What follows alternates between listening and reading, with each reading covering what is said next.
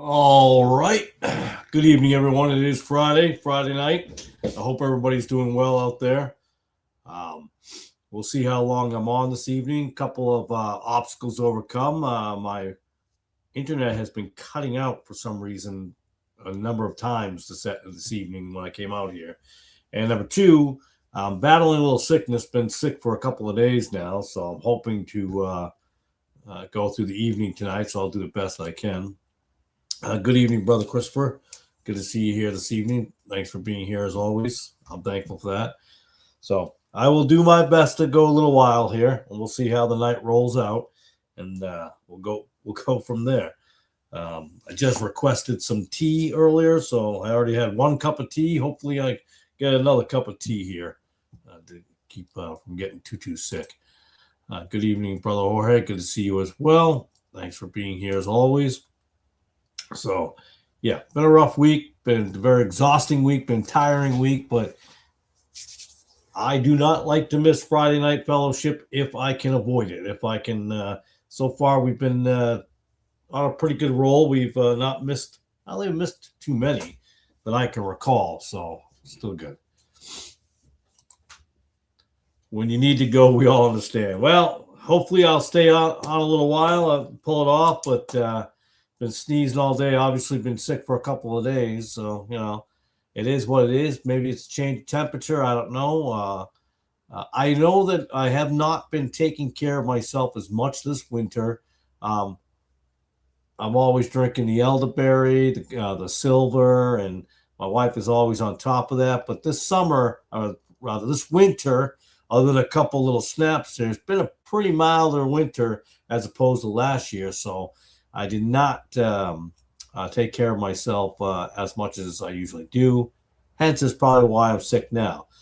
On top of the fact that my hours changed 1 hour earlier, and I'm still not getting to bed any earlier, still doing a bunch of research and doing lots of things. So you combine that with the weather temperature, blah, blah, blah, and here I am getting a little sick after a couple of days. But it is what it is. We all get sick. We all have to fight it. It is what it is. It is what it is. I always used to say I hate that, and then I use that term anyways. Hey, y'all. Hey, Brother Calvin. Good to see you. Thanks for being here this evening. So we'll see how things roll out this week. You never know how things go. Although I went to work yesterday, I was very sick yesterday. But the reason I went is sometimes um, we have to be leaders sometimes, right? Not just for anybody at work, but for your kids. And I want my boys to understand, hey, just because you're sick doesn't mean call out work every time you get a little sniffle. Um, so I pushed through yesterday, and unfortunately, I could not push through this morning to go. I needed to rest. So my own fault again. My own fault. You know, uh, uh, you know, staying up, doing all the things I have to get done, or I think that I have to get done. Uh, and that's what happens. We need to take care of ourselves. Sometimes we need to take a step back and say, "Hey, let's not do so much." So I will definitely not be pulling a 6 hour program this evening. I doubt that's going to happen. Not that I ever have, so haven't done that at all. But one thing I promised last week, I think I promised that I was going to look up this book to see if I have it, or I should say, find it, because I wanted to make sure I had it. Yeah, it does. It happens. It happens. But we've been on a pretty good streak, and I didn't want to miss another Friday night, so we've been on a nice, comfortable roll here. So I didn't want to. I don't know if I'm letting anybody down, but I didn't want to, stop a Friday. I enjoy being here every Friday, so I enjoy it. So the book I was talking about, I just became North Dakota and Canadian right in that sentence, about. Heroes of the Cross is what I was looking for. Last week we were talking about martyr books. And from what I understand, I thought this is the Heroes of Catholicism. Now, I haven't looked into this yet, but this is the Heroes of the Cross, an American martyrology, Marion A. Habig, OFM. So that's a book I couldn't find last week. Remember, I was saying I wanted to find it. So, and clearly, Catholic Center Library. So, this particular one is from 1947. I love the old stuff. 1947, if you can see a third edition. So this just goes through different, supposedly different people who died for their faith. So I wanted to get that and bring that up and see that. So I did say that I would have it. Something that's going to be controversial among some folks that watch my channel. I was watching another Ruckman today, and the more I find people who hate Ruckman, the more I find myself gravitated towards him. I don't know why that is, but I do. I was watching one today about women are not in heaven. I had heard somebody say that once, that Peter Ruckman said that women don't go to heaven. They go to hell. And I'm like, wow, that's an interesting thing to say. But that's not what he said. Although I had trouble following along sometimes, because sometimes when you're sick, your brain is all over the place. So I'll rewatch that video. But from my understanding, that's not what he was saying. It'd be a very odd thing to say, unless you're a Catholic and you believe in purgatory. Then who knows how that works out. But I hope everybody else is doing well this week. We've had good. It's funny because I had a good night one night, and the very next day I was sick. So the LLC paperwork for my business came through, and everything was beautiful. Everything's set to go. I was pretty excited about that. Then the next morning, I woke up just not feeling well. I hate to use the word sick as a dog, because I don't know where that phrase comes from, the origins of that phrase, but it happens. You got the good with the bad. So, and all week I've been dragged down. I only did one Westcott Hort video. I thought I was going to do 2 this week. I was going to answer somebody back something, and so I apologize. This week I've been completely off, and even now I'm rambling and all over the map. But that Hey Big guy, I pulled him up real quickly over here. He is looks like he was a priest in the Franciscan province of the Sacred Heart, St. Louis. So I don't know much about this book yet, but we'll see what happens. I'll look into it, look a little more deeper into it. I did get back to the King James book. I read a few pages of that this week. I was going to open up another book, and I did not. So we got a lot of different things going on. And the weather here has been a little wild. It's like we had some beautiful days, and all of a sudden the good Lord gave us a temperature drop and some pouring rain. I was talking to a guy, a FedEx driver, briefly, and he was talking about the rain. He says God knows exactly what we need, and God thinks we need rain, so he gave us rain. Thought that's a pretty good outlook on that one. I was like, yeah. I also went on to say how it's funny how we always complain about rain, and then when it rains, we don't want the rain anymore. Oh, we need the rain. We needed that rain. Oh, no more rain. It's funny how we're all over the map on that. But I do agree with the FedEx driver. Lord says we need rain, then we will have rain. It's just that easy. It's just that simple. My favorite statement as I'm walking through, or I always tell people 2 things. If it wasn't for Mondays, we'd never enjoy Fridays. If it wasn't a rainy day, we would never enjoy the sunshine. So sometimes you have to have some sort of nice outlook on things and keep going forward. Doesn't mean to have fake positivity, but sometimes you do. Even Christians have to pump themselves up throughout the day and get themselves going. I believe that. It's not because we have Christians are prone to depression. That's not what I mean. It's just we are prone to other sickness. I can tell you that, since I'm sick right now. But we don't wallow in sickness, and we don't wallow in the self-pity of it, unless we're married and our wives say, "Oh my goodness, you turn into a kid when you're sick." Hey, we have to be strong on everything else. Can't we be a kid when it comes to sickness? But we are prone to all these things. I always think about them. People think when they're born again Christians and Christians, oh, life is so much easier and your life is better. No, I'm sorry, Rick Warren and Joel Osteen. That is absolutely not true. You do suffer different setbacks, whether it be sickness right in this moment, or family illnesses, family sicknesses. Like we just dealt with my dad the other day, who walked up to us and said he's hallucinating now. So we deal with those things. You have family members who aren't saved, who wish they were, and they're leading a terrible life. All these things are part of being a born again Christian.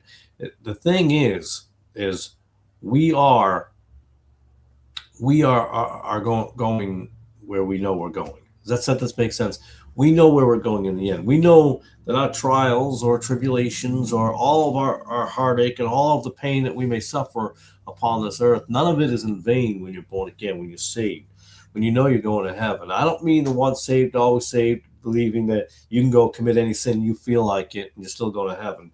We know that they're not saved because you wouldn't be trying to commit all these sins.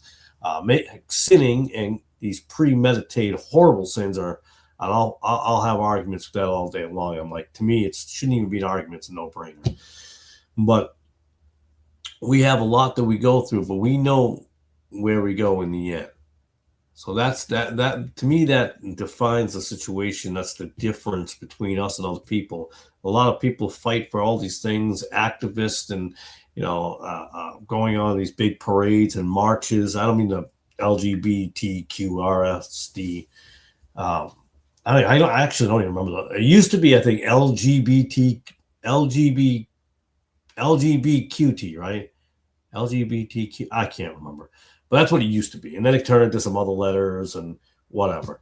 I'm not referring to just that parade. I mean all these different things, protests, activists, and you look throughout all of time, as far as I can see, not visually, but just looking at history. They never accomplish anything. They very rarely change the needle of where things are going. You might get a couple people who change their direction or their views or anything like that, but all these people are fighting, and they're not fighting for God in any of this. That's where we have. They want these rights and that rights, and I want the rights that God gives me. Okay, whatever liberty God has given me, I don't care about if I can have I should be allowed to do a TV show on Netflix or something. I don't care anything about that. That all that is nonsense. I've said this before. I believe we have some great patriots in the secular sense out there who want to keep their country, and I completely understand that.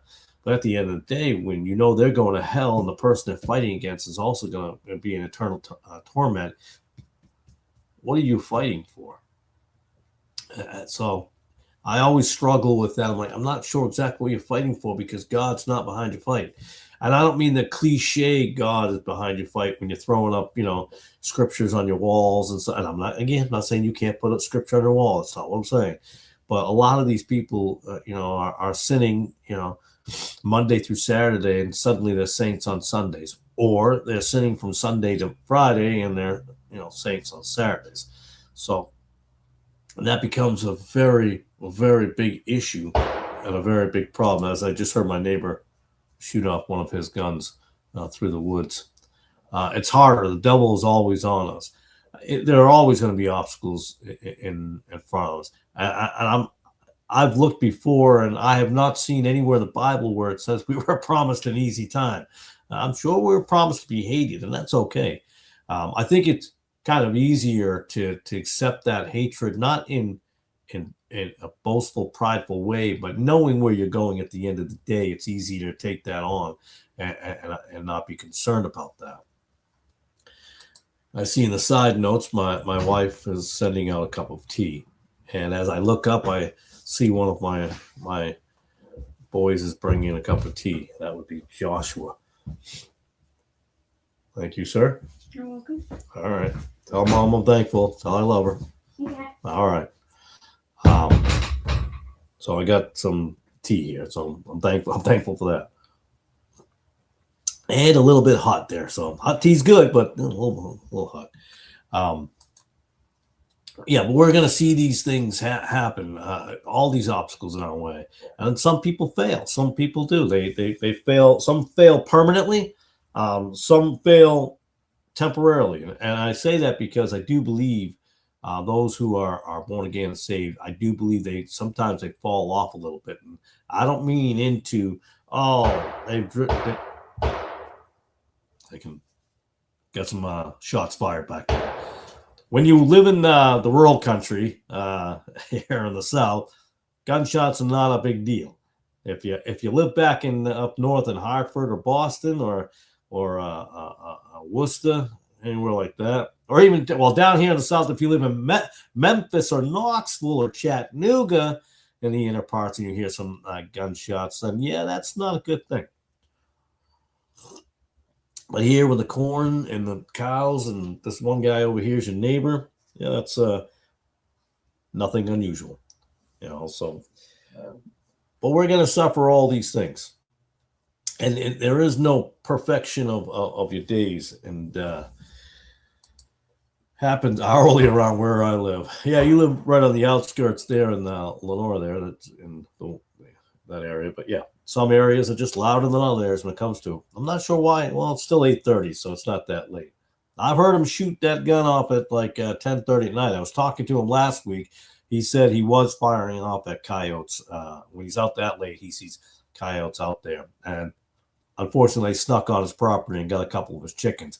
We've been fortunate so far. We've been blessed at the fact that none of our chickens have been taken by any coyotes or anything. So we're thankful for that.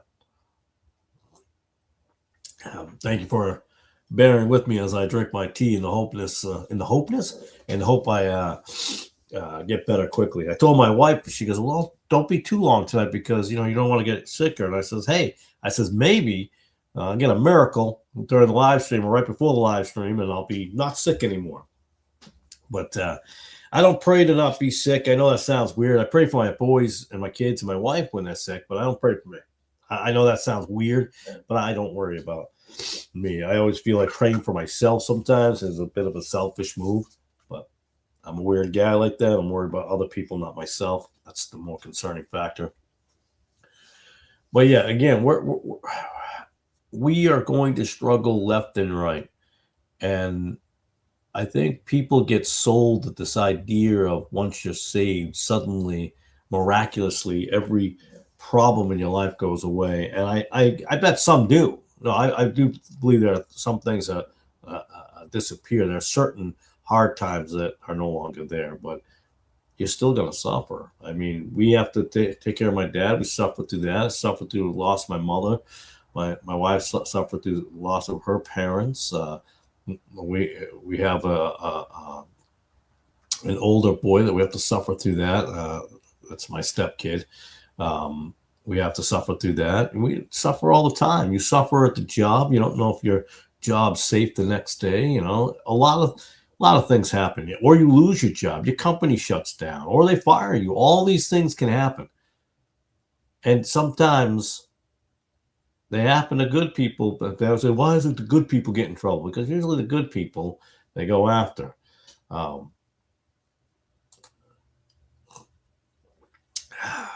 Good evening, sir. Hi, everyone. Just got through feeding the goats, cats, and dogs. What are we talking about tonight? We're talking about poor, pitiful me being sick tonight. And we're talking about how that's life. And the Christians born-again Christians are not guaranteed a perfect day every day. That's just the way it is. But that's a lie that we get taught, though. We do get taught that we can pray anything away, and it just goes away. Some things are meant to be. The act of praying, people get nervous about that too. They get on me. I've had people come at me on this one. He goes, well, wait, are you saying that your prayers are useless if you pray for your sickness to go away? And I'm saying, no, I'm not saying that at all. I'm saying it's not about prayer just suddenly taking away everything all the time. It's the act of praying that's the important thing. It's the fact that you keep praying. And sometimes we're meant to be sick for a reason. We're meant to be a broken leg for a reason. There are sometimes things are meant to be. It just is. And sometimes it literally is just life. You still have a human body that breaks down. Again, God didn't say, oh, you're born again Christian now? Well, you're going to have the perfect body and the perfect health every day. You'll never suffer. No, I've still not read that in the Bible. Let's differentiate the spiritual aspect or the physical aspect. We're spiritually whole, but our bodies are still broken and they break down every day. That's just the way it goes. So, and again, anything can happen anytime. But unfortunately, when these churches and the internet and all these gurus are just all, it used to be when we could just say, oh, these church buildings. No, it's everywhere. It's these church buildings, these churches, these onlines, these forums, and they teach all the books. Don't get it started. All this. I feel like today's churches, and most of them, and I'm not saying all churches are bad. Please do not misunderstand me. A lot of these churches today are just the Christian looking Tony Robbins now. I mean, everybody's a motivational speaker now. Without, the motivation is that we have sin in our lives. We're going to have issues every day. I think it's great that we have to go through these struggles. And I'm thinking that somebody else going, I don't know if great is the right word. And you're probably right. Great may not be the right word to use, but I'm okay with these things. And yeah, it's a suffering day and you have some trouble and you have some issues. You can't sleep for a week. You're feeling sick. You're feeling run down. Sometimes, by the way, it's just you. So in this particular case, it's me. I haven't been sleeping. You're getting up an hour early every day, and you're still staying up doing research or trying to write or trying to do this. So you do that to yourself. It's nobody else. It's not like, oh man, why does God let me get sick all the time? I'm like, give me a break. God didn't make you sick. You made decisions that put you in the position you are. Just own up to it and know that it's your fault. So, oh, poor me.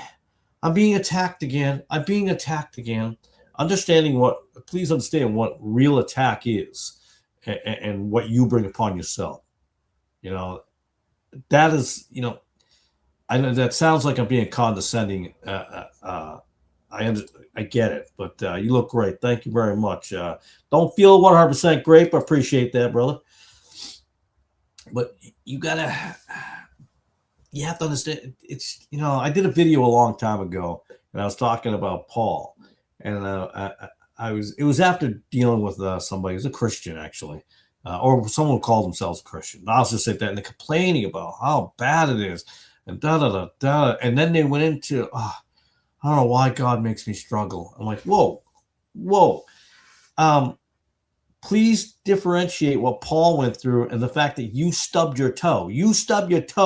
It's, everybody shut the presses down. And this is crazy. No, and I feel bad that you got hurt or you got sick, and it's awful, and I hope you get better, obviously. But to compare yourself to someone who's being persecuted, need to step back. So I don't feel like I'm being persecuted by getting a little sickness. I'm feeling like I should have done a better job of taking care of myself and stepping back for a few minutes. That's kind of where I'm at with that. Of course, I'm not only am I thankful for all of you, I'm thankful that my wife sent out the tea for Joshua. Nice hot tea really hits the spot. Usually I drink my water. I don't know how I got into it. Well, I didn't know what I was going to talk about at all tonight, but somehow sickness led into this discussion. But it's okay to be sick. It's okay to be persecuted. It's okay that this is going to happen to you. You're going to lose loved ones. And I'm not trying to be dismissive. I'm not trying to be cavalier about it. I'm not trying to be flippant about it. But all the suffering is meant to be, and you're going to go through these struggles. And yes, that is a great way for Satan to sneak in that door that you leave a crack open because you start to doubt God. Why would all these things happen to me? Again, I see nowhere in the Bible has guaranteed you a perfect life. Rick Warren's not in the Bible. Joel Osteen's not in the Bible. Tony Robbins ain't in the Bible. None of these guys are in the Bible. All this,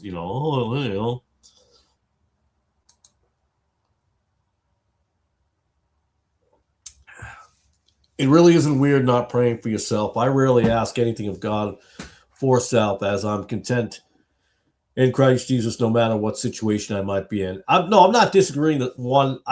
For me, I tend to feel selfish when I pray for me. Um, I do pray for the new business for that to go well, because for that going well is something that supports my family, and to take care of my family and to make sure everybody's fed and clothed, and that's why I pray for that. I pray for a successful business, not to be a millionaire, but to be able to take care of my family. So in a weird way, I guess that's me, because I'm praying for me for the business. But I don't usually, I do ask the Lord to give me the right words to say, or give me the ability to do something. But when I'm sick or anything like that, I very rarely pray for myself for that. And maybe it's my hang up, but I just don't want to feel selfish and pray about me. I'd rather pray for other people than myself. It's just, I don't know. It's just who I am. Maybe it's a little strange, a little weird to some, but I'm not saying that's not a good thing and you can't do it. It's just that I don't do it. I'd rather pray for other people than myself. I personally just feel selfish when I'm doing it. Not saying that you're selfish in doing it. I'm just, for me. That's me. I noticed I did miss Nick's live stream today. Again, being sick, I wasn't really interested in watching his live stream. I saw it. I was in bed all day, most day anyways. I just got up around supper time, and had to be out here to get some stuff ready. So I'll catch it the next time around. I'll check it and see what it was about. I don't know what he was talking about tonight, but man, I guess we just talked about for half an hour. We just stuck on basically being sick, but getting over it. Shall Stand Forever's here. I'm sorry. Good evening, sir. Good to see you. Good evening, sir. So when my suggestion is, when we're feeling like the world's out to get me. Well, first of all, the world is out to get you as born again Christian, but don't take that as a bad thing. Take that, I guess, in a rudimentary sense, or a lack of a better phrasing, take that as a badge of honor that the world wants to destroy you at every turn, because it can, or it can, but don't let it. Just keep on plugging on, whether you're sick or not sick. Just keep on plugging on. Just keep your eye on the prize. Just keep focusing on the Word of God in any way, shape, and manner that you can, and just you just don't give up. Don't go into that poor. There's too many Christians who fall into that poor, pitiful me role. And again, they start making excuses and, oh well, this happened to me and this happened to me. I just don't know.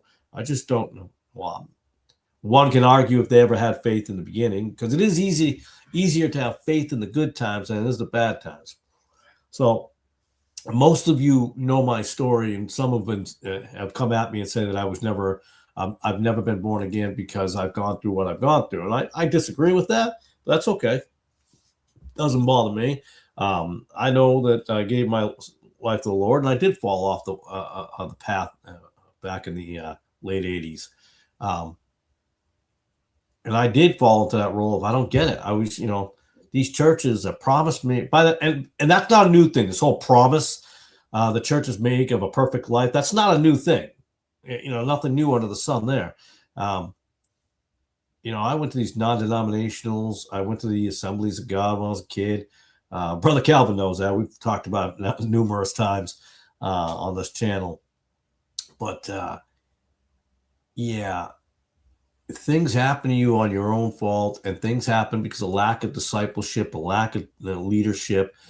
People, and in that time frame, I think we were really making a change. Other than the early 70s, I think the late 80s to 90s, I think we were really kicking it into another gear of false revivals and new Bibles and new, culture changing and bringing kids in with rock music into the churches. I mean, heavy rock music, which I'm totally opposed to. You can have your opinion on that. I have mine. But then I went off the path. I was getting in trouble. I got locked up a few times. It just really fell off. And then, of course, years later, I'm back, which is interesting to me. I don't know what that means. Me three. I'm not sure if that's a mistypo. A mistypo. That's not even a word. But I think God sometimes does allow us to go through things too. It's the things that we put ourselves through and things that God allows us to go through for whatever reason. He may be shaping you. He may be putting you in a position one day. I don't know because I'm not God. And I think sometimes we think we know more than we actually do. And I've tried to do that, but and I had my doubts and I just didn't understand. And you go to these different pastors and they give you a bunch of gobbledygook is what they do. Um, they give you a lot of nonsense. Some will say it's your fault because you don't have enough faith, and some say, "Oh, don't worry about it. Nobody's perfect." And I'm like, it's a lot of catchphrases, a lot of coffee cup, uh, um, you know, little words or whatever, T-shirt catchphrases. But and that was a huge problem. And as I got older, I realized how wrong all that was. And I think when my son was born, it wasn't just when my son born. When my oldest son was born, obviously a major change in my life, and I was like, wow, I got to look at things differently. And then he was about 4 or 5. I think he was 5, and he says to me one day out of the clear blue, he says, "Dad, how come we don't go to church?" I'm like, I still don't know where that came from. But I'm like, yeah, I don't know. I don't know why we don't go to church. Um, and I've been feeling a certain way at that point and trying to get back to the Bible and realizing I remember looking back at everything that's going on. I'm like, wow, how did I get so far off course from where I was? I started with all that zeal back then in the late 80s. And I'm like, and then I just faded off. I'm like, I allowed the world to conquer me. I allowed life to conquer me. I allowed a previous marriage to destroy my my intentions. And here is this little kid telling me, "Hey, out of the clear blue, why don't we go to church?" I'm like, I don't know. Didn't have an answer. I did not have a solid answer to that question. So we did start going to church. Him and I, at least. Uh, and those of you who know me, I'm a heretic because I was married before. She left me and divorced me once things changed and we were going to church and getting back to God. Uh, she was definitely not interested. But me and the boy kept on going, and things changed from there. And then I'm back in a different direction. So things can happen. Things can definitely happen. You can be locked up. You can get arrested. You can be stabbed. You can be shot at. You can be all these things, and you can still be. Again, there is no. Maybe this is a blanket statement, but there is no depth I think one can fall into uh, that you cannot be saved. That a hand can't reach down and save you. Not on their own. I'm not talking about predestination that God doesn't. No, you make that decision, and then you say, "Hey, can I get a hand?" And there'll be a hand.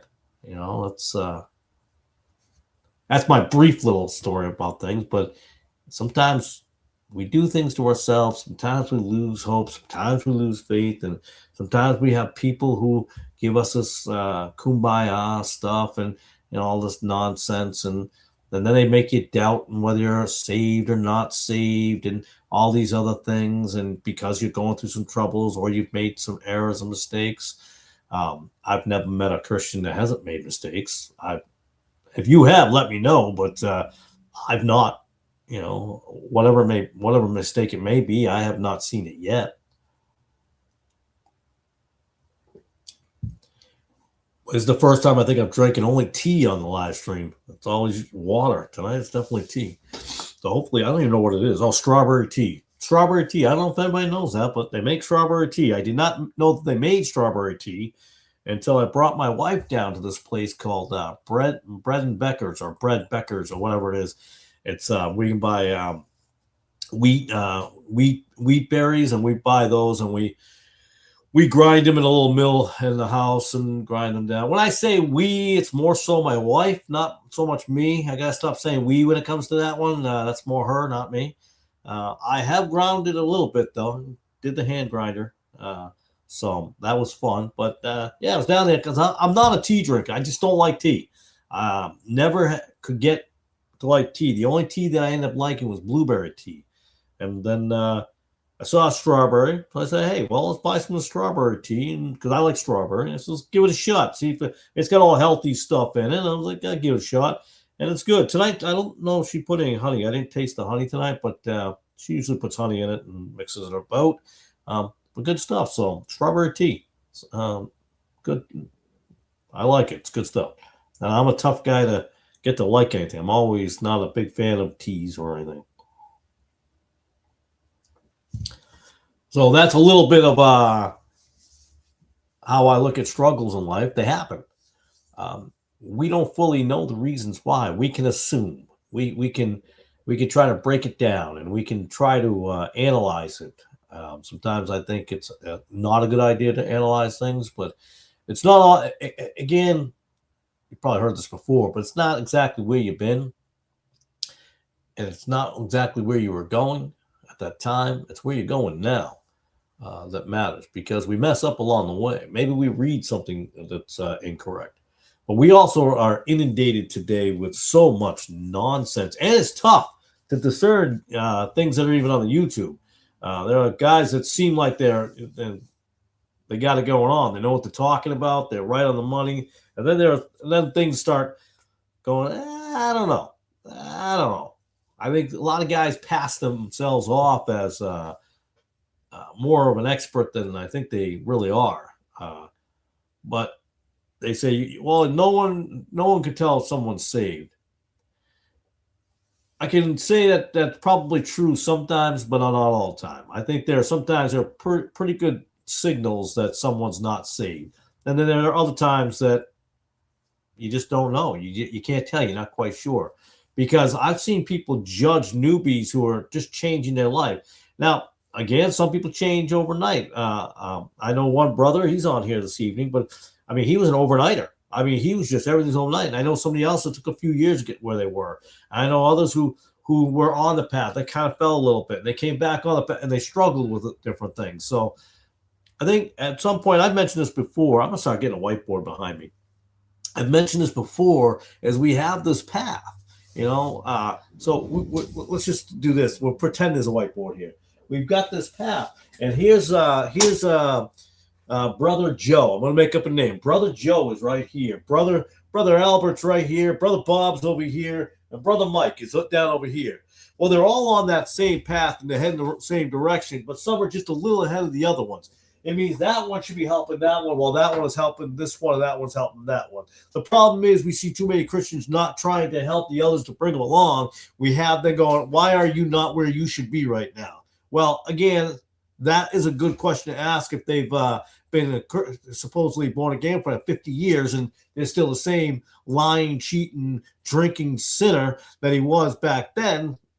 Yeah, I'm going to question that, obviously. But when you got people who are struggling, they're along the way, but we're quick to knock them down. We're quick to make ourselves look better than them. We're quick to make sure they look like, oh, they may be a false Christian. And again, sometimes they are a false Christian. I'm not saying that doesn't happen, but far too often you see this happen. And I don't mean just in the church buildings. I mean everywhere. A lot of Christian meetings are like, oh, you're not, maybe you just didn't understand this, or maybe you don't understand that. Instead of trying to say, hey, what are you trying to say? Let's go through it one by one. It doesn't happen. We would rather criticize, not critique, criticize negatively. And we're not trying to help them see things. We come up with a wicked heart, a wicked stance of trying to belittle that person instead of helping them perhaps understand something that you think that you may understand better than them. Not everybody is on meat, okay? Not the same meat. Maybe they are at times, maybe they aren't, but not all the time. I'll tell you that right now. And I see 2 Corinthians 2. I got my live stream Bible that I use only for live streams. 2 Corinthians, get to it. I guess I could pull it up on screen, but you know how I am. You think I would, get rid of this old-fashionedness of opening up the Bible and going through the paper I'm still that guy. So Second Corinthians, let me just put it up on the screen so everybody can see that. 2 Corinthians chapter 2, verse 4 through 13. For out of much affliction and anguish of heart, I wrote unto you with many, many tears. Sorry, I got the wrong glasses on. Not that ye should be grieved, but that ye, change the page here, might know this, the love which I have more abundantly unto you. But if any have caused grief, he hath not grieved me, but in part, that I may not overcharge you all. Sufficient to such a man is this punishment, which was inflicted of many. So that, I must sneeze in a second. So that contrariwise ye ought rather to forgive him and comfort him, lest perhaps such a one should be swallowed up with overmuch sorrow. Wherefore I beseech you that ye would confirm your love toward him. For to this end also did I write, that I might know the proof of you, whether ye be obedient in all things. To whom ye forgive anything, I forgive also. For if I forgave anything, to whom I forgave it, for your sakes forgave I it in the person of Christ, lest Satan should get an advantage of us. But we are not ignorant of his devices. Furthermore, when I came to came to Troas to preach Christ's gospel, and a door was opened unto me of the Lord. I had no rest in my spirit, because I found not Titus my brother, but taking my leave of them, I went from thence into Macedonia. I apologize for reading that awkwardly. I don't have my good reading glasses on, so sorry about that. And how often do we not forgive, by the way? It's when I say we, I don't mean you and I particularly. I'm just saying in general. You know, how often do we want to destroy, we want ourselves to look, and here's another thing, as I'm stumbling on my words. We have a lot of people out there with ministries, right? Everybody's a ministry now. And yeah, my title says ministry. I get it. I get it. A lack of a better word. But we all are ministers. But we have competing ones too. How do I out to the other one? Oh, don't go to that one. Go to my ministry. Oh, I'm going to have my live stream at the same time as your live stream. That way, they'll choose between what, that's a terrible thing. Now, one of you brothers was having a live stream. Let's say you did it on Friday. I'm thinking to myself, okay, let's figure out how to do that. Because if a lot of us are here, then that brother's got a lot of us not here. So then we're like, hey, what day works better for your live stream? Well, Saturdays works better for me. I'm like, okay, I'll do mine Friday, you do your Saturday. Or I do mine Saturday, you do your Friday. But unfortunately, that can't always happen. I get that. But we're always competing. I don't know, not just lives. I'm just using because we're on a live stream.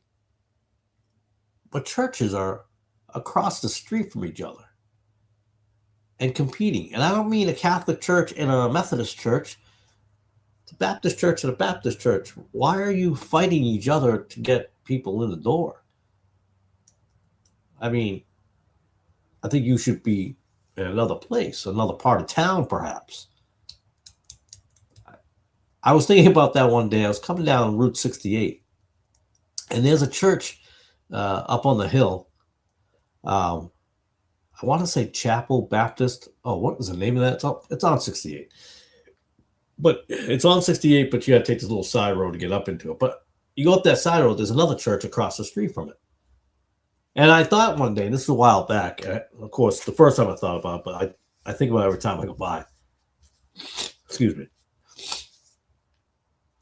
What is it like to walk across the street? I mean, what is it? You walk up there, you look across the street, you see, a family member. It's like the Civil War all over again. Go into that church over there. I guess they're better than that one. I just found that very fascinating. I don't know why that fascinates me, but it does. Across the street from the same one. Now, I get if the First Baptist Church is across the street from the First Methodist Church or the Church of Christ of Inglewood or something. Yeah, we're talking about different churches or denominations or how we want to say it. That makes sense to me, but very strange. But we have competition among Christians, too. Who wants to be the better Christian? That's why I don't like debates as well. I know some of those debates that exist out there. I'm like, you just want to be the better one out of this. That's unfortunate. That's unfortunate. Now, again, I'm not trying to preach this whole kumbaya movement. There are times for rebuke, and I'm all for it. But I'm wondering where the exhortation is. We are so quick, so just we are trigger happy. I tell you, we'll pull the trigger on that rebuke, man. We want to call something out. We want to call it out now. We're just itching. We're like, come on. Oh, let me pull the 6-shooter. Come on. Let me do it. I want to pull it. I'm gonna get somebody today. Why are you so bent on trying to attack someone and destroy someone instead of loving that person and trying to maybe bring them to attention to others? And, hey, we need to talk to this guy. Let's get to him. And yes, I know it does happen behind the scenes, but I also know gossip happens behind the scenes, and arrows are behind the scenes, strife, tearing apart one another. Instead of realizing we are not all going to be seeing things 100 things identical. We are not all going to be on the same exact level. That doesn't mean one's better or smarter. It just means we're not all at that same spot. Obviously, there are things we should be, but we're not all there. There are other people who know the Old Testament way better than I do. Okay. That doesn't make me a horrible person. Doesn't make them any better. I'm better at dealing sometimes in real life situations than other people are. It's just de-escalation has been something, not only am I trained, it's a training. I've been trained in de-escalation. That's not being precocious or trying to brag. I'm just saying I have that training. So yeah, I'm better at doing that. Okay. That doesn't make me a better person than the other person. Because we all have a gift, right? We all have something we bring to the table. But far too often, people don't want what you got because you may look better than them if you have something better to offer. And by the way, I'll tell you something. Brother Calvin is better at doing playlists, right? I'm just going to use some things here. He does a great job on his playlist. He puts them together. It's a lot of work. I try to put my own playlist together. You know how long it takes me? It takes me forever, but he does a great job. He knows what he's doing. Brother Emmett, I've been reading some of his articles that he writes on Facebook. I think they're really good. Now, I haven't read them all because I don't have all the time in the world. I don't mean that negatively. I try to read them when I see them. I've read 3, I think, so far. But he's better than I am at doing that. I can do that. First of all, my grammar is terrible. My writing style is awful. I've got to go back and edit myself. I'm a better talker, I guess, because I got a big mouth. I'm a better talker than I am a writer. I have to go through my stuff over and over again to get it right. Where does the comma go there? Where's the exclamation point go? But I don't consider them better than me as a Christian. I just think they do something in the body of Christ better than I can. And there's nothing wrong with that. But we got too many jealous Christians in this world. Too many who just want to tear down. Why? Because he's got 12,000 subscribers and you got 2,000 and he's only got 4,000. He's only got 8,000 or he's got 8,000, which is double what I got for 4,000. How do I get that? How do I make a better clickbait title? I need to get more views. Like, what are you talking about? What is going on? I got to get more seats in the pews. I got to compromise this. I got to compromise that. Why? What are you doing?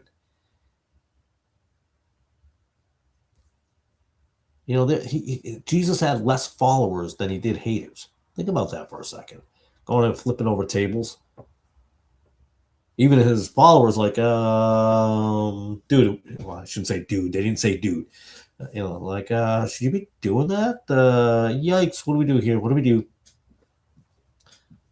He didn't have, all these subscribers. He wasn't worried about how many people were going to be sitting in the pews. It wasn't a numbers game. But we get caught up in a numbers game. All right, we've gone to the sickness and numbers games now. Yikes. I can feel my eyes getting puffy here or blurry a little bit. And I'm all out of tea. Oh, man. Oh, wait. Do I have a little bit of tea left? Hold on. I might have a little bit of tea left in this one. All right. I got a little bit of tea left. And it's cold. Apparently, I've been talking so long that the tea got cold. There you go. See, that's what happens. But yikes. So I know this is off topic. I might enlist a couple of you at some point. So my wife has some old Spanish letters, and I'll have to snapshot them. I know Brother Jorge, I was going to send him a copy, a picture. So she was asking me. Thank you, brother. I appreciate and look forward to Friday night. Oh, you're welcome. And I enjoy being here. I consider a blessing from God that He's given the space and the ability to be able to be here. Okay, this would be something that maybe is a little selfish on my part. I remember talking to my wife and I says, there's a lot of channels out there. Some are very intellectual. Some are more. Some are. What's the word I'm looking for? They're more Q and A's, right? There's Q&A, Bible Q&A's, and there's highfalutin channels out there. A lot of people talking at people, and I remember I was part of another live channel a while ago. I call it a program, call it a show. Some people think, oh, it's not a show or a program. You're belittling. I'm like, whatever, man. Get over yourself. And what I didn't see out there, and again, I haven't seen every channel out there, but my prayer.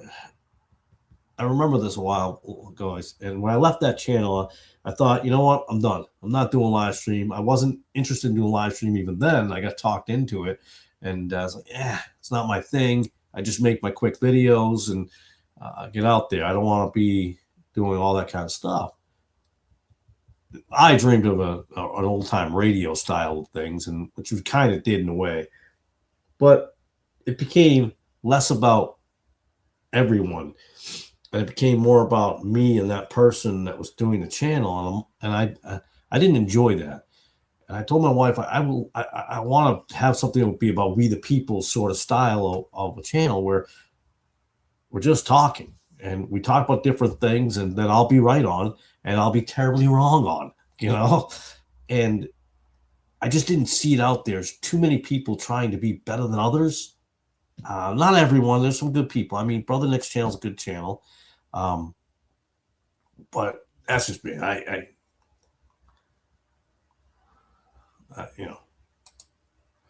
Me too, brethren. Was that a play on words or typo? Oh, I don't know. Did I miss it? I appreciate and look forward to Friday night, Phil. Okay, I don't know either. I'm not sure. But so I'm thankful for this. I mean, it doesn't go past me that we're here. And sometimes there'll be times during the week that I get a little soft there, and I say, God, thanks. I appreciate it. I appreciate you putting this live stream out there and that we can do that. And I'm thankful for that, because we have less fellowship out there. We have pretend fellowship, I guess you could say, out there. Is that the right word to use? But we're all seeking the same thing. We're all heading the same direction. We all believe in the same things. And sometimes we just have off days, off nights, whatever you want to call it. Sometimes you just need to lift a pick-me-upper from your brother, instead of a coffee or a 5-hour energy. And we know Brother Jorge and Brother Calvin love their coffee. We know that. But sometimes we just need a pick-me-upper from a brother. And sometimes that's all you need. You don't need to criticize them. You just need to pick them up. Doesn't mean we excuse a brother's sin. Okay, that's not what that means. I think people misunderstand that. But they sinned. That's a sin. We've got to call them out to the courtyard, and we've got to flog them. We got to put them in the what is that? The stocks there. The cat. I forget what they call. I'm like, or you can just go have a conversation with that brother first. Why don't you do that? Teaches us that kind of in Matthew. Why don't we go to that brother and have a conversation, and then we'll take the next steps wherever it may be, you know. But no. And that's sometimes I think we get that more with not only newbies, but we also get that with young kids that are full of zeal. And I totally get it. And I appreciate the zeal. I think it's awesome. I've said this before. I think zeal is great to have at a certain level, but sometimes you can get what's called overzealous. And you got to know when to, I've been there before as a younger Christian, wanting to call people out more than understanding. But what would you say? What would you say is the focus of this gathering / fellowship? I'm not trying to start trouble. I think you're starting trouble. No, I'm just kidding. I'm kidding. But honestly, what would you say the focus is?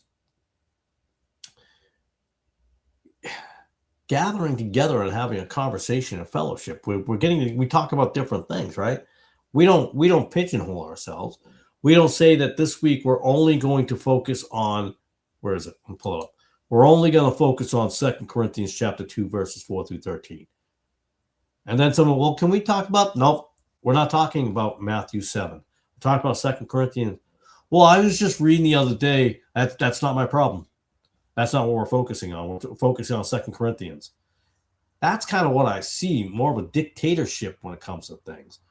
That's okay if you want, that understanding that, but I don't know if we could call it a fellowship. Even Brother Nick at least goes off the rails sometimes, and not negatively all the time. He'll be talking about whatever he's talking about, or talking about Bart Ehrman, and that's pretty much his starting focus point. But sometimes, you all know, things don't completely stay right there and that only. It's probably why he goes 3, 5, 6 hours.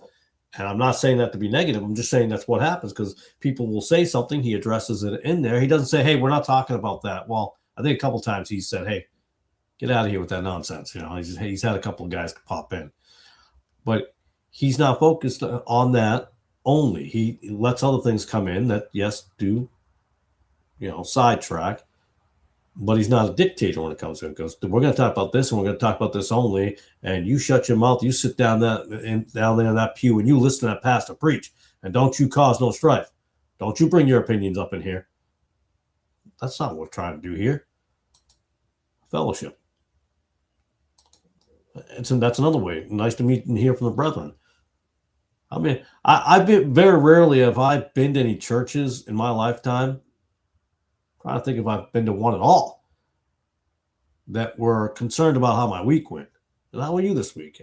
Yeah, it's usually go, how are you? Oh, brother, how are you? And we always say, oh, fine. Because we don't want to talk about we might have had a bad week. We don't want to look bad. We don't want to, yeah, I got into a car wreck, Like Brother Bryson last week got a car wreck. I'm glad he shared it with us. I'm glad he was comfortable enough to share that with the brethren. And he says, yeah, I got into a car wreck, man, this week. I'm like, oh, man, that's terrible. We didn't pretend like we didn't care. We cared. We actually want to know that. We want to be there for him. We don't want to go, yeah, it's not my concern, Brother Bryson. It's not my car, not my problem, not my insurance issue. We don't do that. I think we just share things as we go. Do I do all the talking? Yeah, because I haven't put anybody on. None of you have wanted to be on yet. But, we don't always have to go deep into theology, right? We don't always have to do that. It's not that we can't do that or don't want to do that. We allow the conversation to go where it goes. Sometimes it might be uncomfortable. I don't know. There are things I don't know. I don't get, when it comes to, Syriac and Aramaic language and why it says Hebrew on the cross, which I did the video on that. I don't always get into that stuff and go deep into it because it can be a different video. But fellowship should be focused mainly on us, all of us here. I mean, right or wrong, that's how I'm looking at it, and that's how I wanted it to be designed. I mean, again, there are channels out there who are more than happy to dive deep into all types of areas, and they'll use 12 different versions of the Bible to explain their points. There's two guys that would come to my mind that use like every version of the Bible to fit the framework of their argument, which I think is wild. It's rather crazy. I can't think of another word. I think it's kind of off the path, but that's, I don't know if I've gone on too long about that, but fellowship is important. It's nice to meet and hear from brethren. I did put that. Yes, it is. I'm just going through these. I've liked meeting all of you and wish I could fellowship with everyone in person. And it is possible that someday we could see each other. Obviously, Brother Jorge and I have seen each other before. Brother Chris and I, we've seen each other before. So, I haven't seen Brother Emmett and Brother Calvin. I've not seen them physically. That doesn't mean I never will. They're not that far away from me. They're only a couple states away. Brother Daniel, I maybe I'll see you one day. Who knows? You're a little further north than where I am. But take I-75, shoot up through Kentucky to Ohio, and I'm like, we'll get up there. That's a good one. That was good. I couldn't have said that any better, brother. That was good. Amen, brother. Hello, Jorge. Hello. And I think it is important that we all see each other and get together. Was that a long-winded answer, Brother Daniel? I don't know. Sometimes I can be considered long-winded, but Okay, so you two are about to ask each other about 1,000 questions right now, because I did. So what? I think we should talk about. Okay, I'm gonna have to pull that one up. Let's pull that one up because you got me. I don't even know what that means. At least I'm smart enough to know how dumb I am. I can tell you that right now. Let's see. Let's type this on. Well, I'm really sure I spelled this right. I already spelled it wrong. You got me. See, I'm gonna learn something new. Even if you were kidding, I'm about to learn something new. Let's see. A-L. Yikes. A-S-A. All right, let's look this up. Oh, it's Calvinist. All right. We're getting into Calvinism tonight? Yikes. Calvinism. Definition derived from Latin words. Yeah, throwing Latin words now. Did that come up tonight or something in Brother Nick's channel? I don't know. This is just kind of stuff's above my pay grade.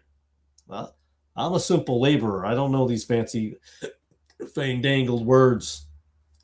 Latin word. Let's see. Choosing who is saved and damned, logically proceeding his decree to create humanity and permit the fall. Oh, nice. Good stuff there. Wow, yeah. Is this the title of the book you showed earlier? Heroes of the Cross or Studies of the... Oh, that book was... I don't know. It's not Calvinism. This is the book I was telling you about last week about the Catholic martyrs. I feel like it's their version of the Fox's Book of Martyrs. That was the one I couldn't find last week. This one was in 1947. It was a third edition. I finally found it. It was actually up there on the top shelf on top of Jonathan Edwards' Freedom of the Will. I don't know why it was up there. It should be over here in my Catholic section, but it wasn't over there in the Roman Catholic. So that's why I couldn't find it last week. I don't know why. So was that something? I don't know. I never got into...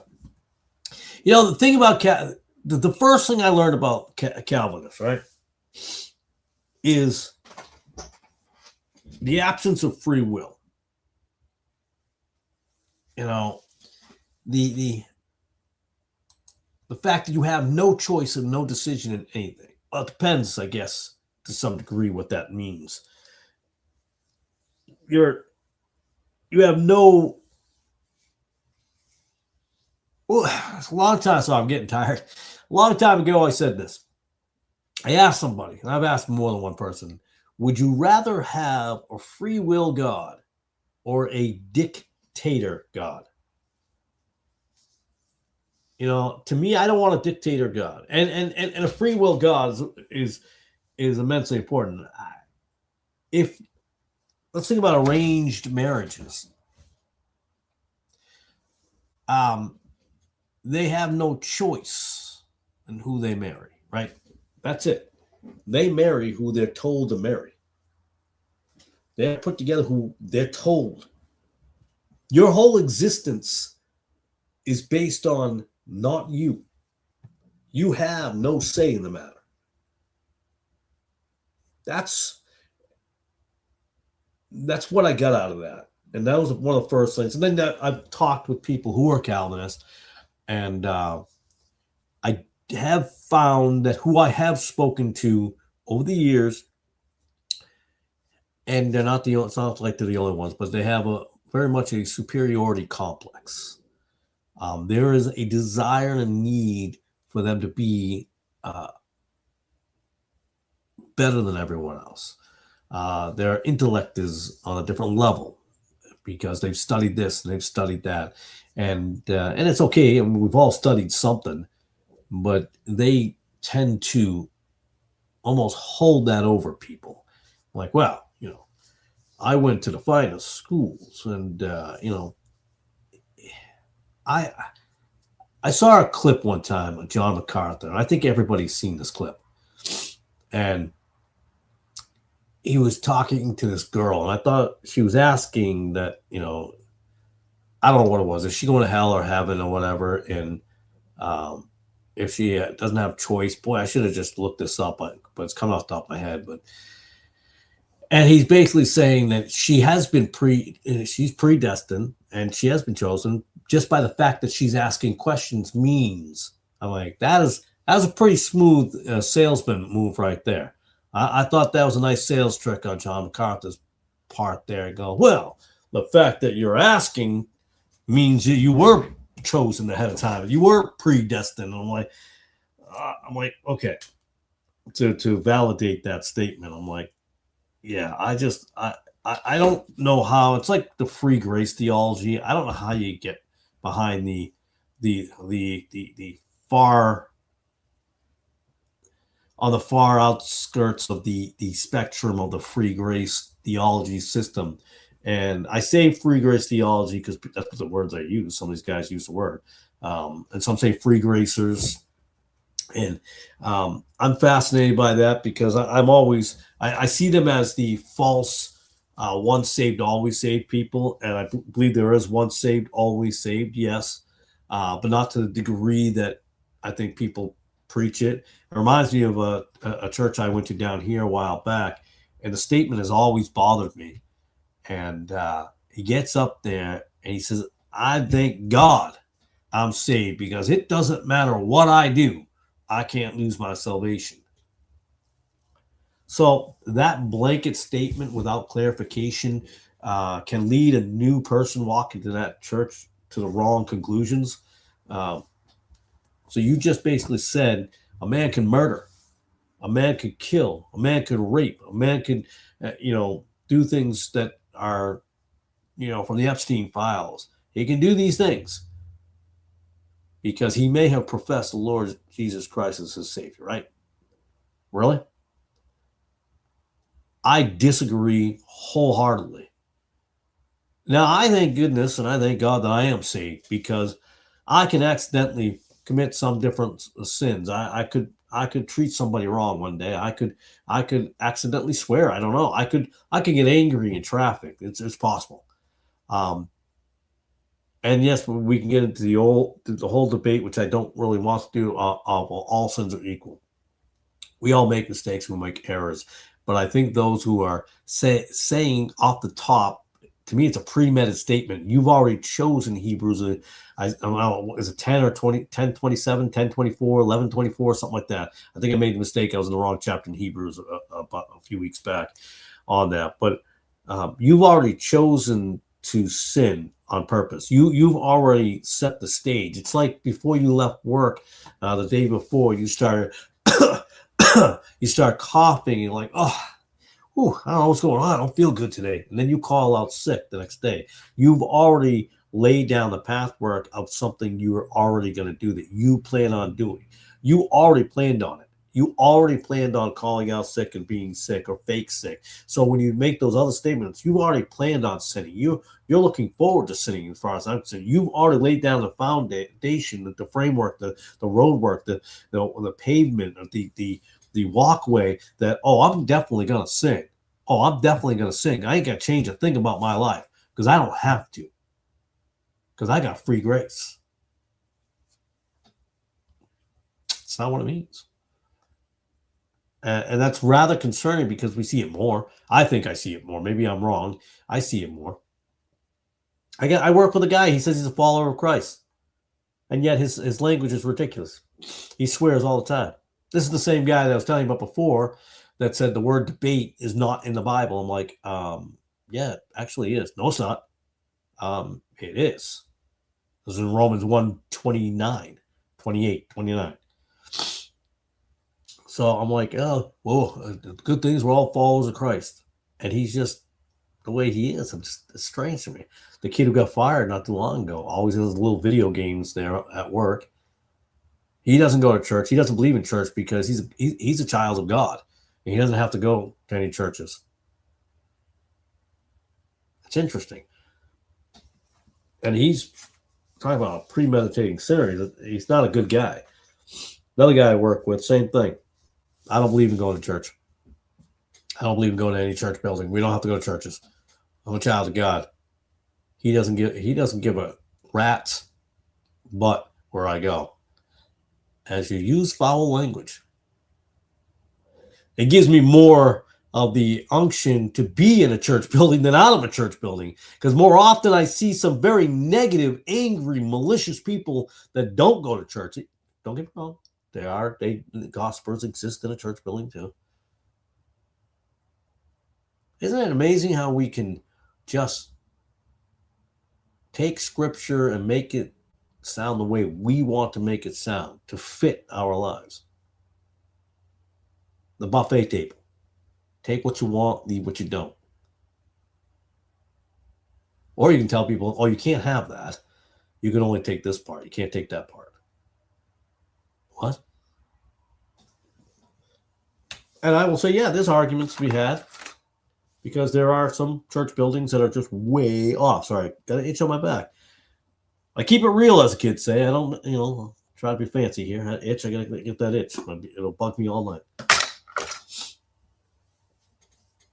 It happens. It happens. And it's unfortunate. It is. So I keep sniffing over and over again. I apologize. I'm laying the foundation not to go to work tomorrow. No, I'm just kidding. I don't have work tomorrow. But we have it out there. And I think that's important I know that some of us do go to church buildings and some of us don't go to church buildings currently. And I realize I get why people don't go, and I get why people do go. But I always like to believe that there's some sort of happy medium somewhere. But yeah, I believe there's probably a decent little church building somewhere. And I say little because I don't believe there's decency in a mega church. I've not seen it yet. Any mega church that I've been to, I've only been to a couple. Those are those feel-gooders, the Tony Robbins churches out there. It's all, listen, all these guys you got out today could have had their own tape cassettes back in the 80s, right? Their own little self-help, guides. And as I said a long time ago, did a video about it, I think way back, is the greatest self-help book you can ever buy is right here. As the greatest, it'll help you. It'll guide you. It'll show you something new every time you read it. Because every time I read, it's not like something new appeared. It's just something new that you understood, that you didn't understand before. For whatever reason, you didn't get it before, but you got it that time. Doesn't make you a bad person. Just means you didn't get it that time. Hence is why when I see 21-year-old and 22-year-olds, all of a sudden they're little pastors and everything, I'm like, excuse me? No. And can it happen? I'm sure that there's rare cases when it can happen. I've never heard of it. I've never seen it, but I'm not saying it doesn't exist. We don't see everything in all things all the time. So, but every time I've seen it, it's a disaster because you can't look at things the same way, the right way. It's again, when you look at people, you tell them this is how you should parent, this is how you should raise children. I'm like, you're a child. I'm like, I think you're still being raised by your mama and daddy. So I'm not sure you can tell me how, as Christians, we should raise a child. Well, this is what the verse says. Okay, how do you put that to effect? I don't know. Well, I mean, all what I read in seminary school. Yeah, no, we're done. We're good. We're all set. Thank you for coming. Have a wonderful day. Or as the Southerners like to say, bless his heart. Brother Chris, where are you on that one? Bless his heart. Where are my Southerners at? I got a couple of you in here. That's always a funny one. I remember when I first learned about that.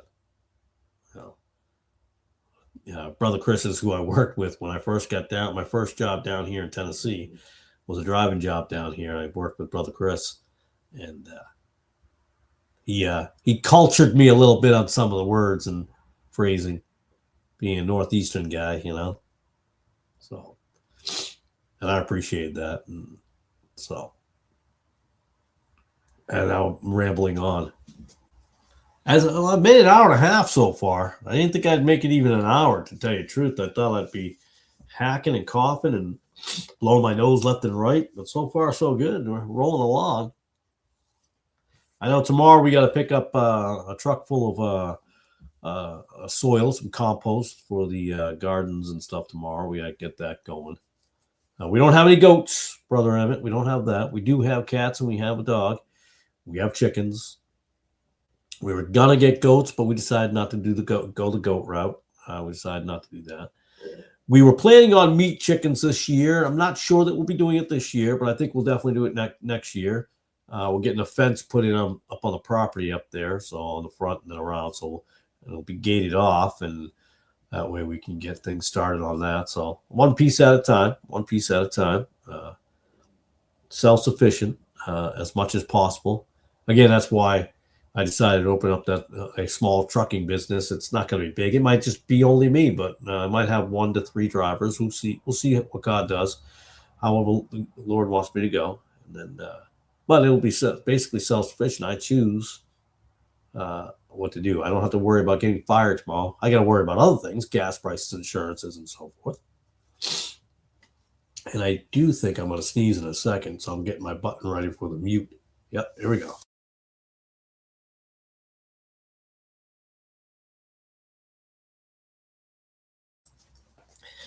Sorry about that. I knew that sneeze was coming. I knew it. I knew it was there. It was building. It was building up. But with that, I do want to. I do need to get a lot of rest. And if you guys want to keep talking, we can. But I do want to tonight shut it down a little earlier so I can get rest, get some sleep. Seems like I get up early tomorrow morning to go out and compost. And my son is in a little chess tournament tomorrow, so he's got that going on. But I know this is shorter than usual, but not feeling 100% perfect. And I didn't want to miss out on a Friday night. I did not want to see that happen. But yeah, I'm gonna go listen to me some more Peter Ruckman because everybody, there's more and more hate I see on him. I'm gonna have to watch more and more of him. So that was a little bit of humor, but yeah. All right. Well, hey, listen, brothers. I don't know that I can say this enough or at a level high enough, but I'm thankful for the fellowship. I'm thankful that we get to chat here about whatever it may be. Sometimes it goes in different directions. Doesn't matter. James chapter 3, verse 1. My brethren, be not many masters, knowing that we shall receive the greater condemnation. Right. Amen. Amen. But I appreciate the fact that we can come here and talk about different things and let it go in different directions as it may go. Um, Hebrews chapter 13, verse 5. Let your conversation be without covetousness, and be content with such things as ye have, for he hath said, I will never leave thee nor forsake thee. Amen. Another excellent verse. Thank you, brothers. Appreciate both those verses.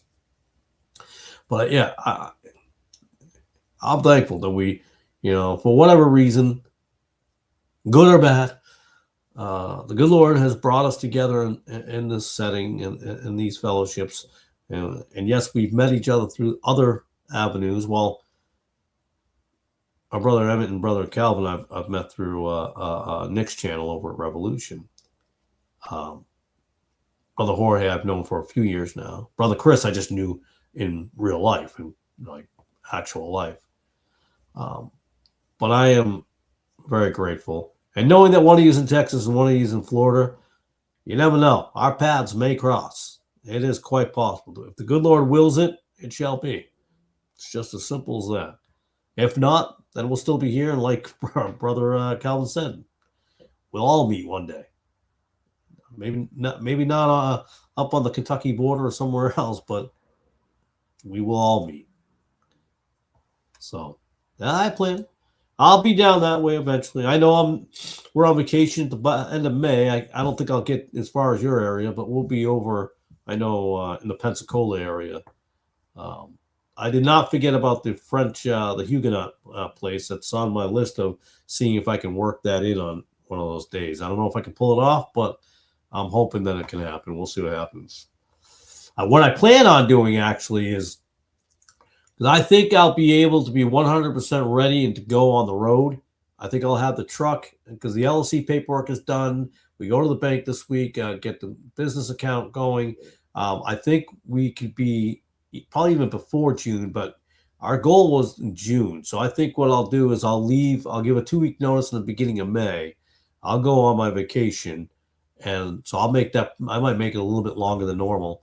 And then after vacation, I'll go to driving. So I might be able to pull off, scheduling, getting that French Huguenot area. I think that's like 3 hours or something. I think you were saying from Pensacola area. So I'm hoping to put that in the schedule. If not, then it'll be someday, but that's what I'm hoping. Next year, we plan on going to Texas.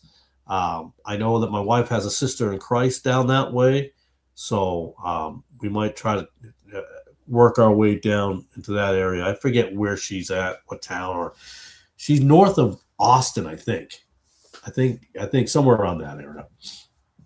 So we'll see. We'll see how that rolls out. So I'm hoping to be down the next year.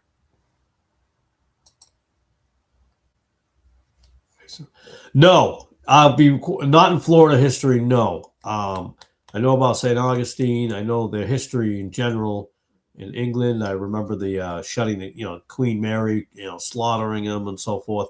But I don't know that they're, now you got me something to do tonight. So I think I'll be watching that tonight. I'll find a YouTube channel tonight, and maybe I'll settle in and have a little popcorn while I'm trying to get some rest and see if I can find anything on that. But no. I did not look into it. Or maybe I briefly did and I forgot about it. Sometimes I do that. I look into something and I forget that I looked into it.